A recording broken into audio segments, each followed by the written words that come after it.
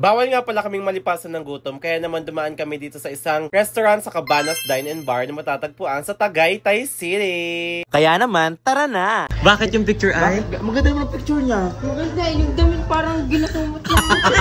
Paano kasi guys yung picture niya, gusot na gusot, pero maganda naman. Ginarni ko pa ang buhok.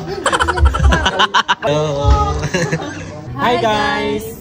So kanina galing kami sa golf course kanina at talagang kami namasyal sa napakalawak na lupain doon. Medyo nagutom yung aming mga sikmura. Busog na busog ang aming mata sa mga tanawin. Ang gaganda, ang lawak ha. So, nabusog ang mata, ang amin namang tiyan, gutom na gutom. Kaya ngayon pasal na naman. Naghahanap kami ng mga kakainan na talaga namang ang aking sikmura ay nagsusumigaw sa gutom. Ngayon ay nakita namin na rin Cabanas Dine and Bar. Kaya naman yan, nag-order kami ng food si Madam. Kita ang shades, mag-shades ka! Ipakita ang shades! Malaki ang bag ni Madam, kaya malaki din ang ambag niya. Ang kagandahan pa sa Cabanas Dine and Bar ay nag-offer sila ng make your own boodle at kami nga mismo ang namili ng mga menu na kasama sa aming kakainin for today's vlog. Huwag muna tayong umuwi, kain muna. Hi guys! So, dito po kami ngayon sa Cabanas Dine and Bar and special thanks po sa aming manager.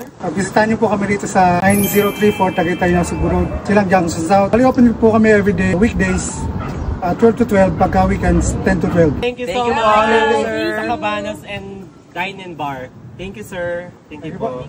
Thank you po. Thank you. Thank you.